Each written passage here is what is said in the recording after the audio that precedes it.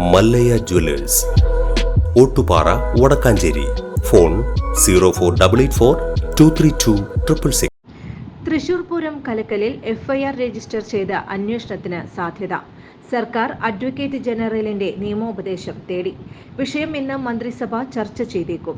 CPIM സംസ്ഥാന സെക്രട്ടേറിയറ്റും ഇന്ന് യോഗം ചേരും. പൂരം കലക്കിയതിൽ തിരുവമ്പാടി ദേവസ്വത്തെ പ്രതിസ്ഥാനത്ത് നിർത്തുന്ന ADGPയുടെ അന്വേഷണ റിപ്പോർട്ട് DGP ഇന്നലെ മുഖ്യമന്ത്രിക്ക് കൈമാറിയിരുന്നു. റിപ്പോർട്ട് ഹൈക്കോടതിയിൽ സമർപ്പിക്കാനും സർക്കാർ ആലോചിക്കുന്നുണ്ട്. ഹൈക്കോടതി ഡിവിഷൻ ബെഞ്ചിലാകും പൂരം റിപ്പോർട്ട് സമർപ്പിക്കുക. പൂരം അട്ടിമറിക്കാൻ ഗൂഢാലോചന നടന്നെന്നും അതിൽ തുടർ അന്വേഷണം വേണമെന്നുമാണ് ADGPയുടെ റിപ്പോർട്ട്. AGയുടെ പരിശോധനയ്ക്ക് ശേഷം തീരുമാനം സർക്കാരിനെ അറിയിക്കും. വനം വകുപ്പിനെതിരെയും തിരുവമ്പാടി ദേവസ്വത്തിനെതിരെയും ഗുരുതര പരാമർശമാണ് റിപ്പോർട്ടിലുള്ളത്.